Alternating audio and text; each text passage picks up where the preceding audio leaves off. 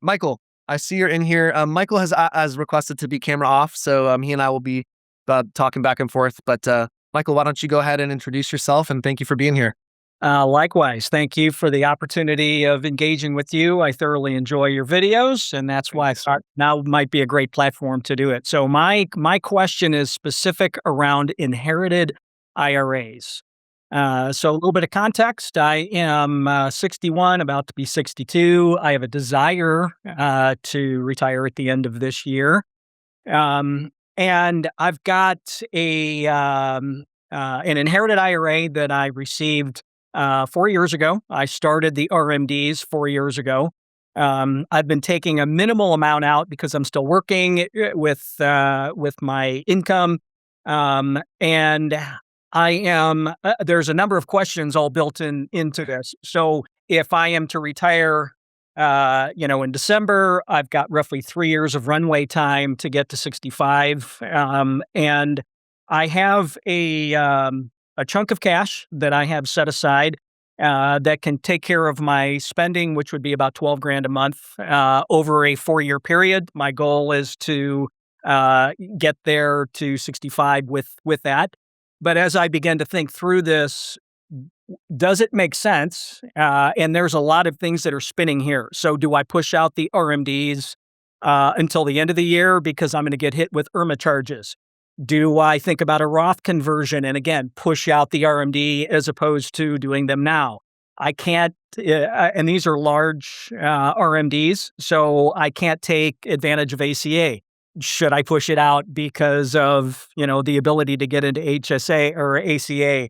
Do I optimize taxes? On and on. There's a lot of things that are spinning, and I've had a really difficult time. So I've used Income Lab, Right Capital, Bolden.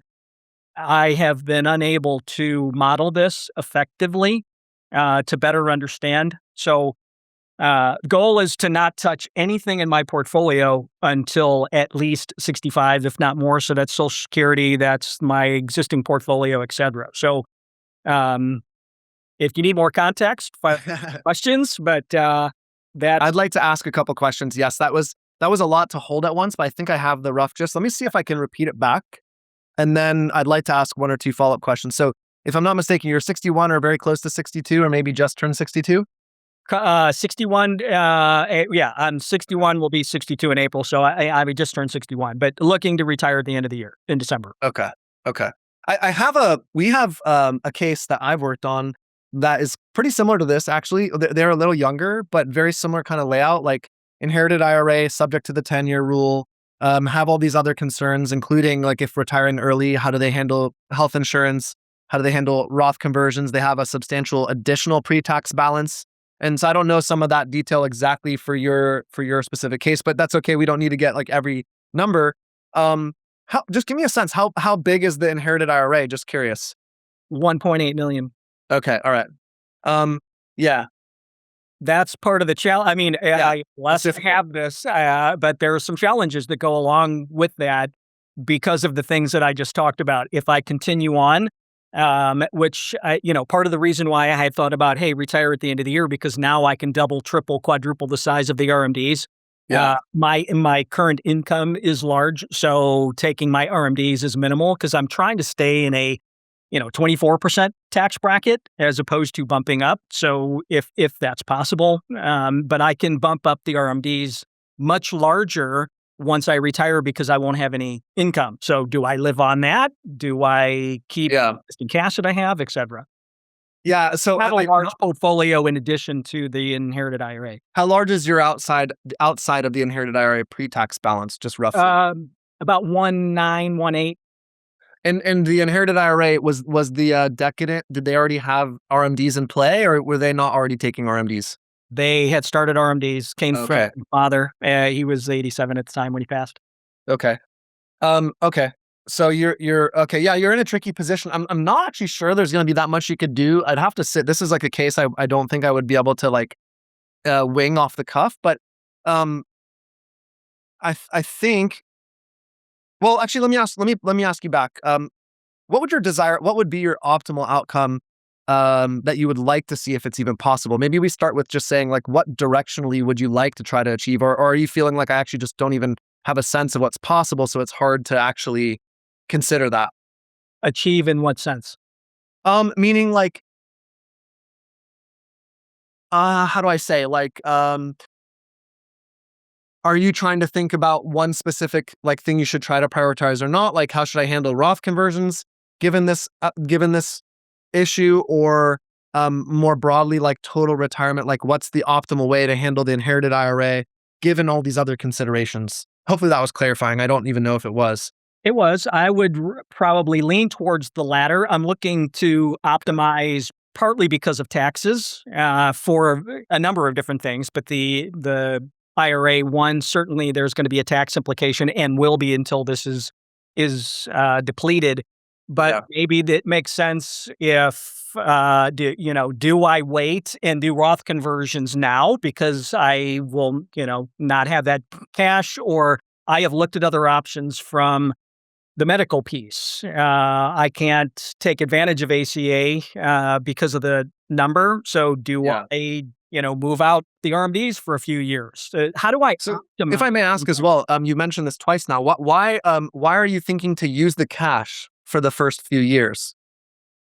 Well, primarily because mentally that's what I had been thinking, and certainly prior to the IRA, I had been planning this for a while in terms of the cash buildup, and think of it as buckets. So Yeah. Yep. lately, and actually partly why that drove my question is maybe it doesn't make sense. Maybe I take that, $500,000 that I've got and do something else with that. I mean, it's liquid cash, but the initial thought was my goal was and still is to not touch my portfolio for another 3 or 4 years. Meaning I've got this cash that I've set aside. I'll live on that until I am ready to, pull from the portfolio and Social Security. But as I began to think through that, maybe I don't do that. Maybe I take that cash, move it somewhere else. I've got RMDs that are coming in. That's more than adequate. I can take a piece of that out, take the rest of it, put it into an investment. It's Yeah. a lot spinning.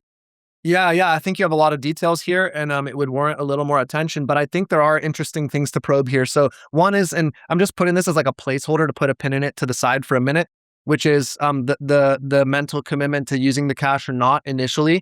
I think there's a discussion to be had there. There's a second element which I haven't asked. Are you married? Do you have a spouse? I do. And how much older or younger than you are they, roughly, just by number of age? She's 3 years younger. Okay, all right. Part of why I asked that is because, and I made a video about this recently, I think. By the way, wait, real quickly, must plug. We made this extra Eric Clips channel. I actually answered a question very similar to yours without the individual case details. That is basically about the trade-off of Roth conversions versus other optimizations. And I think it might be worth a watch. It's on the extra Eric Clips channel that just got published last week. So maybe there's a stop in for that. But the reason I asked about the spousal age is because the widow's tax trap, so to speak, is probably the primary reason in my experience to prioritize Roth conversions over other things. And if you have a 3-year age gap, that's not like super substantial, but it might be a reason to explore. But anyway, so I guess as I synthesize your entire what I know about you so far, you have a large pre-tax balance separate from the inherited IRA. You also have a large inherited IRA. You have 3 years until Medicare age, and you're going to get hit by pre-tax withdrawals no matter what you do. You're going to have to draw down $1.8 million of pre-tax money in some form over the next 10 years or so, 9 years, 8 years, whatever it is that's remaining. Six remains. 6. Okay, Yeah. so you either have really some, if you just prorate it out over the next 6 years, you're talking about, what is that, $180K a year roughly, a little less than $165K a year. And if you do a big lump at some point, or you just take the minimum RMD and then do the rest as a bigger lump or whatever, withdraw above it is a different story, but you're going to get hit with that. I think probably, without being able to give you a direct answer, because your case has a lot of moving parts and we want to explore like the age gap and your health and all these other things. And there's probably again, this is education, not advice, is probably worthwhile looking at potentially maybe eating IRMA surcharges for a time and doing some more substantial pre-tax withdrawals to kind of do a tax basis reset in years where you can control it, because IRMA is not permanent. So you can always recalibrate your your IRMA surcharge, and it might be worth eating that cost for a year or 2 or 3 in order to like flush through some of this.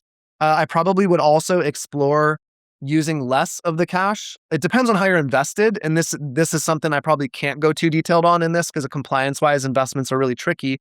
But if we just talk at a broad level, a functioning, I did a clip on this as well. A functioning portfolio, uh, bucket strategies are actually, I think, more harmful than beneficial in some cases because they create this illusion that we have to actually bucket our money by account or by purpose. But oftentimes, like an asset allocation or a properly invested portfolio should do that automatically. If you have a portfolio, let's say it's 70-30, and the 30% is in bonds or something that's lower beta, let's call it, some of that money is literally your conservative bucket. And then there should be some rules in place for how you withdraw money based on what investments and how they perform on any given year, so that you're following a methodology that uses a kind of like a bucketing method. The issue here is if you use your cash over the next 4 years, but they're great market years, why did you use your cash?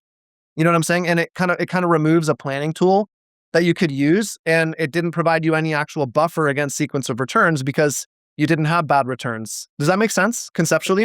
Yeah, sequence of returns is a very important piece of it as well that I didn't write down, but that's why I'm struggling with, do I use that cash? Right. Do something else with it instead? Yeah, and that's kind of why I'm saying like it's a bit of like a lot of moving. You have a chessboard going on, and part of it's just like having some comprehension about like what the benefits and trade-offs of each of these elements are. The bucket or the conservative portion of a portfolio or a cash bucket is, in my experience or my opinion, best used as a prophylactic for poor sequence of returns, which means you use it in the years in which you have bad returns so that you're not pruning money from investments that have gone down in value. But we often end up using it kind of, I don't know exactly what's happening. Some of it's information online and stuff, but we think we should be using it in this fixed age range of retirement when in actuality is actually like a tool that should be applied in a particular moment in response to a particular thing. Does that make sense? It does. Yeah. So I feel bad because I would love to give you more direct, but there's a lot of pieces. We'd need to like map this out. We need to put numbers down and really kind of see phases and tax brackets, what state you live in, your health, your spouse's health.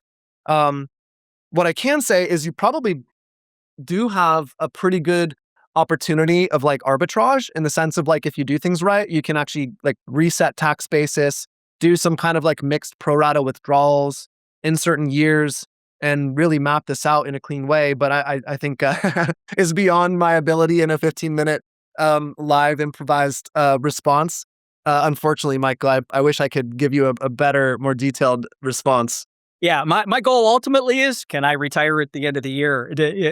Am I in a position to be able to do that and ride off into the sunset? So yeah, I would welcome the opportunity to explore this further because there are a lot of moving parts, and I've been fiddling with it for several years and haven't been able to come up with the right solution yet. So what I can tell you, and this is not intended to be like sales material at all, is that whatever route you go, it's actually a manageable set of concerns because even though, yes, they're tied together and like interconnected, these are pretty standard retirement planning items and they happen, like we see them. It's kind of what I think I was saying to, I think it was 2 responses ago, like annuities in my practice are very infrequent because of the people we work with, but also just like, and there's not a lot of retirement planning around an annuity. Most people come after they've already got the annuity.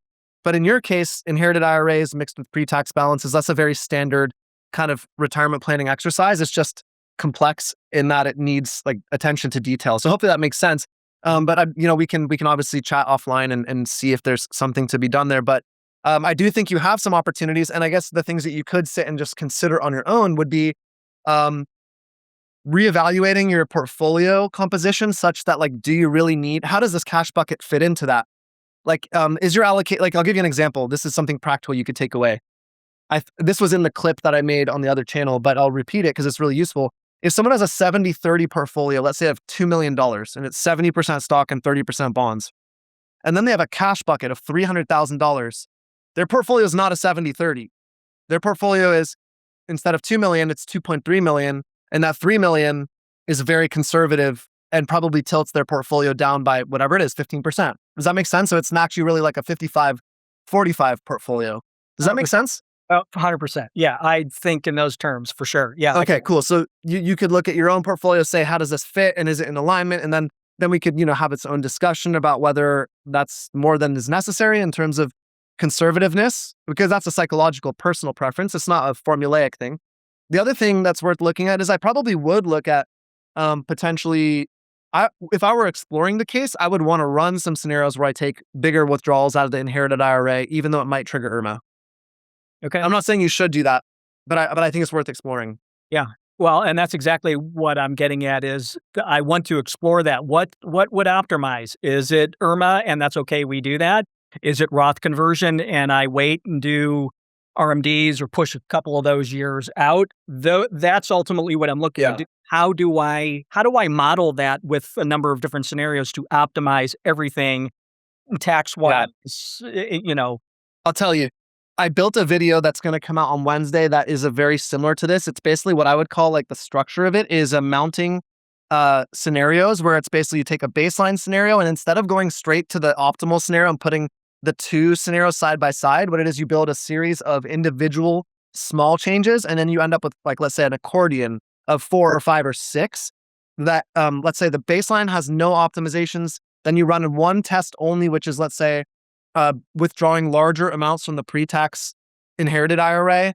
And then you add on to that doing Roth conversions from 65 to 70. And then you add on, and basically what you do is you have this accordion where each next plan has it's like a, what do you call it? Factorial. It's like plan number 2 has 1 optimization. Plan number 3 has 2 optimizations. Plan number 4, and then you run them side by side. That would be the way I would look at it from a structural standpoint. That would be the best way to evaluate it. Does that make sense? Because then you can see the cost benefit against each scenario on each side of it. Hopefully that made sense. It's kind of technical. Are you running that through something like Income Lab or Yeah, you could do that in any software. That you could do that in a Monte Carlo or in. I would do that personally in Income Labs because that's the software that we use and it's the one I understand the most and it gives me outputs that I care about. Like ultimately what I care about, and this doesn't mean this has to be what you care about, Michael. What I care about is spending capacity and lifetime total spending. Unless you told me you had a legacy goal, in general, we're not like optimizing for end of life wealth. We're optimizing for success and meeting someone's lifetime spending goals and not running out of money. But that doesn't mean that means they could pass away with, moderate money, but not huge piles of money. And different people have different preferences. So I don't know yours.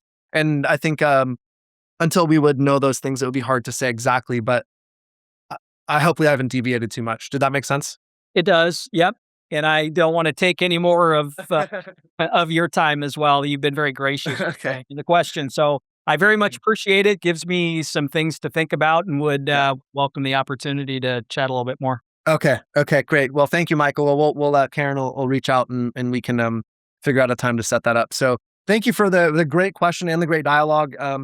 Real quick, let me show you the exact 3-pillar comprehensive retirement roadmap that takes retirees from uncertainty to peace of mind that less than 1% of retirees actually have in place. Now, I've built hundreds of these for retirees, and I can say with a high degree of confidence that these are the 3 pillars every retiree needs to have in place in order to have full confidence that they're not missing anything in their retirement plan.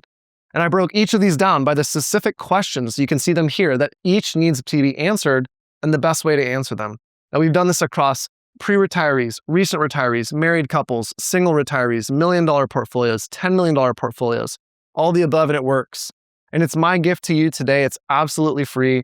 It's in the first link in the description below this video. It's going to say free comprehensive retirement roadmap training.